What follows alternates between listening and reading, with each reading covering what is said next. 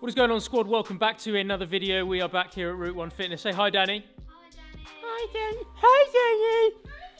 Regular weekly inclusion now, the piss taking. We're back here. I'm wearing my ski jacket as it is about -2 outside and about -1.5 in here, so it's not much warmer being inside right now. I'm going to be doing another conditioning session, and I'm going to be walking you through and talking you through another kind of recent insight and reflection and training principle that I believe is very, very important, especially for those of you that have been working out and training regularly for a little bit longer. And that is basically around kind of the principle and the construct of allowing yourself to deviate a little bit from your program, and how actually maybe being slightly less strict on adhering to the exact kind of parts of your program might be beneficial. You might actually get a physiological benefit from allowing yourself to move away from your programming a little bit. How, you say? Well, that is what we will be going over soon. So whilst I warm up, I'll give you a little bit of an intro to this component. So as I said, I think being more flexible and allowing yourself to deviate from your program is actually incredibly beneficial, not only psychologically, but there are actually physiological benefits.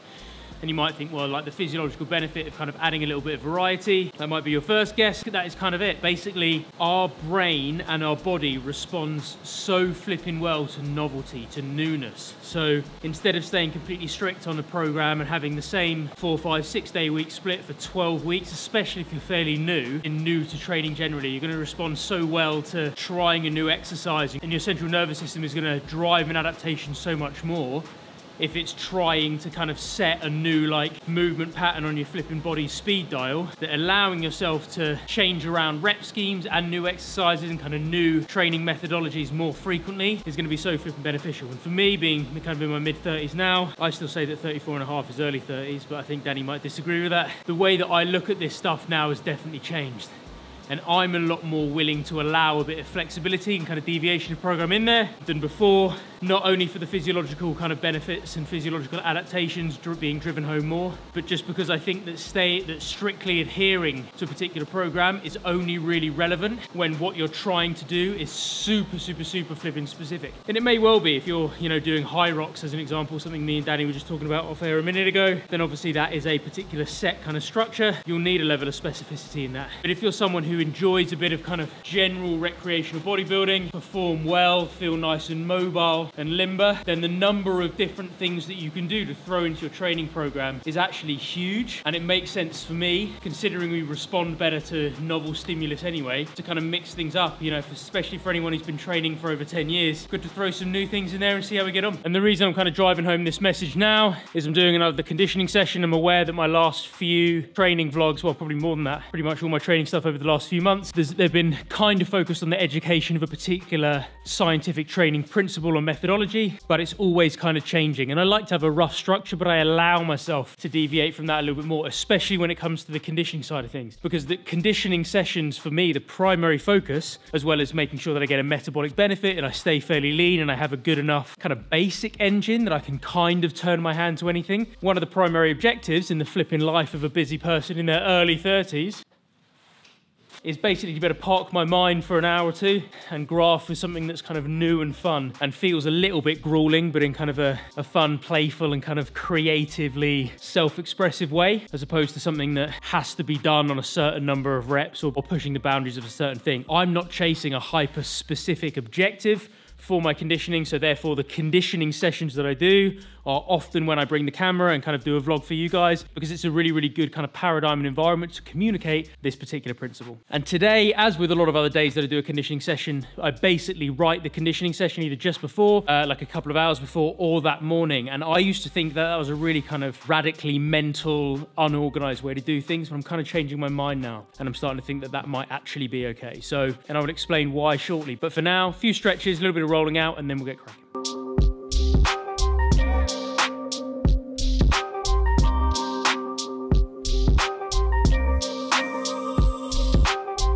Right, so CCC, which is basically section 1 of today's conditioning circuit, which is compound carry condition. I flipping love this kind of stuff. Start with some dumbbell bench press for 12 reps, and I don't do a lot of dumbbell bench, to be honest. I do a lot of barbell stuff at the moment, and I do a lot of dumbbell overhead, but not much horizontal press, which is why I'm doing that today. And then I'm actually going to do a Zercher carry, hence the Zercher station. If Danny could pan over. Not with 60, obviously I put some more weight on it. Don't flip and judge, keep pushing the video. And then some bicurve calories of 20. So 12 reps on dumbbell bench, 4 lengths, there, back, with the Zercher carry, and then 20 calories on the bike erg. 90 seconds, I'm gonna do that 3 times through. That is the first section of today's conditioning workout. Let's crack on.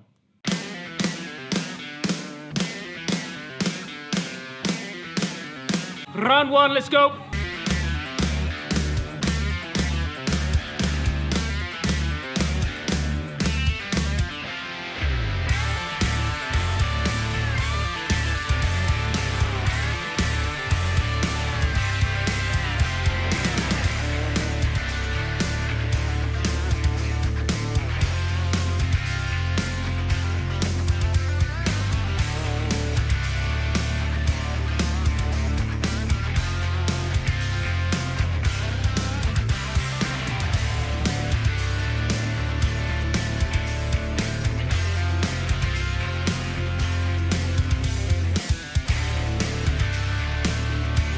Round 1 in the bag.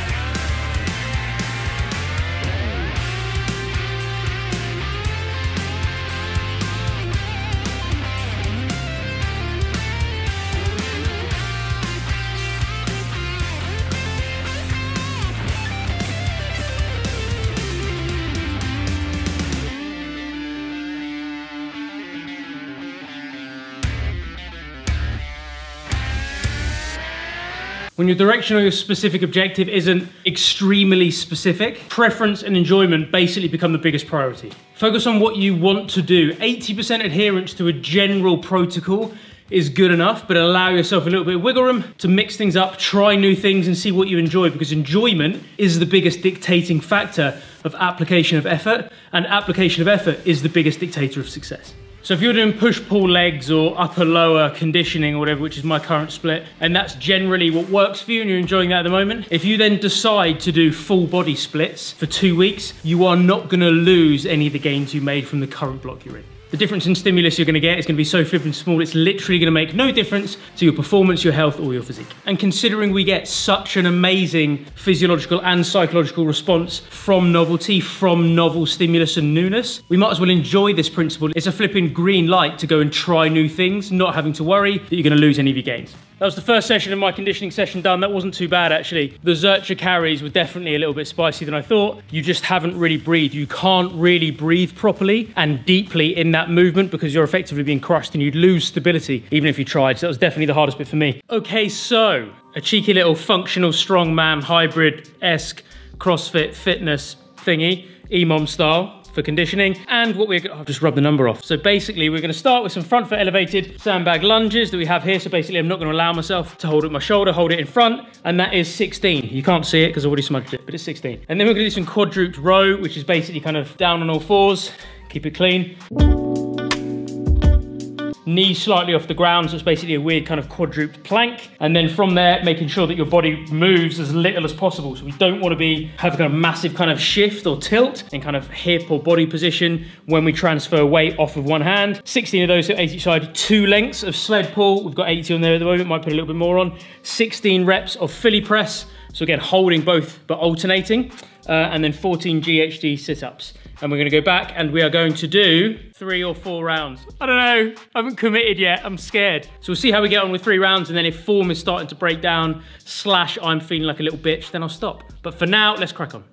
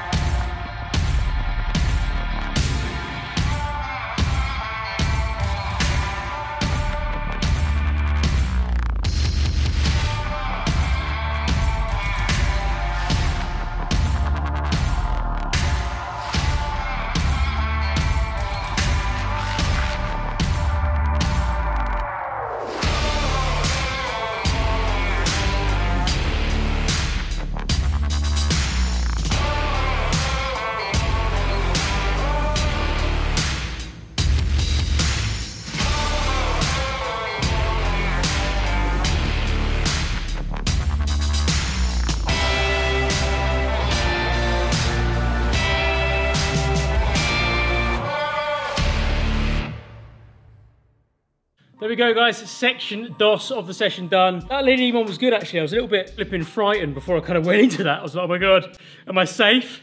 The volume here is too high, but it kind of felt pretty much fine throughout. 2 rounds in, just as I finished the GHD setups on the 2nd round, when I then went in to the 3rd round of front foot elevated, like sandbag lunges, that set flipping wiped me out.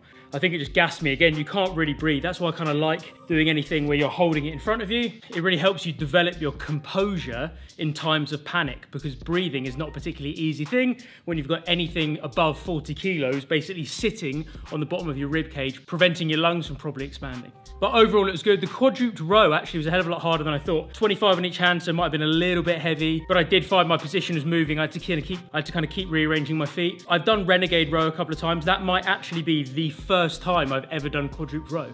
So I'm glad we all got to experience it together. So back to the main principle of the day, which is allowing yourself to kind of deviate from your program 20% of the time, as long as you have a general objective and a general kind of protocol or program reverse engineered from that objective, then you're all good. And as long as you stick to that 80% of the time, that's great. But 20% of the time, that might be a whole day a week. You do have freedom to kind of move around and explore different things. And I just absolutely flip and encourage as many of you to do that, regardless of your age, regardless of your training age, how long you've been working out, regardless of what your specific objective is. Injecting a little bit of novel stimulus is the thing that, in my opinion, my story anyway, has basically brought me back to loving fitness and loving training and loving working out, as opposed to it feeling procedural or transactional or something that at times I've developed kind of a begrudging relationship with. Stick to your program. 80% of the time is more than enough to keep you going in the direction that you want to go. 20% of the time, or 1 day a week, however you want to look at it, try something new. You might even enjoy it and you'll definitely flip and learn something. Section number 3, lactic. Third and final section, what we're gonna do, we're gonna do 10 calories on the assault bike. We're gonna do 15 press-ups.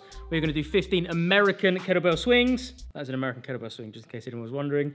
And 10 burpees, 7 rounds for time. I'm intrigued to see how this goes. I think it's gonna suck quite early, and then I think it's gonna stay bad. That is my prediction. I think it's gonna start to suck in like the beginning of round 2, but I don't think it's gonna get any worse. I just think it's gonna stay at the same suck level throughout. Section number 3, let's go.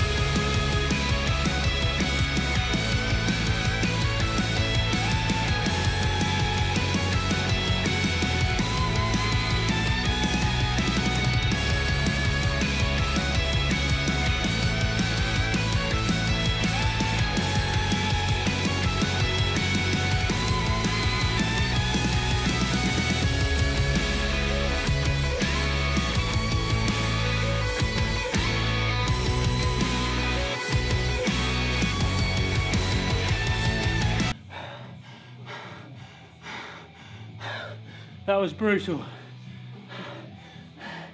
That was absolutely flipping brutal. I was kind of right though, it sucked pretty early. Beginning of the 3rd round, I was like, okay, I could feel that I only had, if I wanted to up the pace, I'd only have a few seconds left in the tank. So just kind of kept it there throughout. Can you grab the music, please? Yeah. So, kept it at the same pace, pretty much throughout. Went a little bit quicker on the last one. I really don't feel as though I've done an awful lot of conditioning actually over the last few months. Maybe I'm wrong though, because I do feel fairly fit. Felt really good in some of the sessions whilst I was in Australia. Feeling pretty decent in the 9-10 days, whatever it's been since I've been back. So there we go, that is that session done. Broken into 3 sections, again, because that is my preference of how I like to run my conditioning sessions. Hope you enjoyed it. If you did, guys, please do smash that like button. Only takes 2 seconds for you. It was incredibly beneficial for myself and the channel. And it will make Danny very happy, won't it, Danny? Very happy. If you have not yet done so, please do subscribe. Lots of awesome content coming up over the next few months around all things kind of functional bodybuilding, a little bit of hybrid training, a little bit of overall like CrossFit style functional fitness, military prep work, and a good quality meritocratic mindset around the stuff we do with our body to make sure that all the benefits that we get transfer to every paradigm of our life. So please do subscribe for that. Otherwise, if you do not, you'll miss all that up and coming content and then you'll feel silly, wouldn't you? We don't want that. Any questions or anything, please do put them down in the comment section below. And as always, beautiful people, stay strong, stay healthy, stay awesome, and I will see you all in the next video.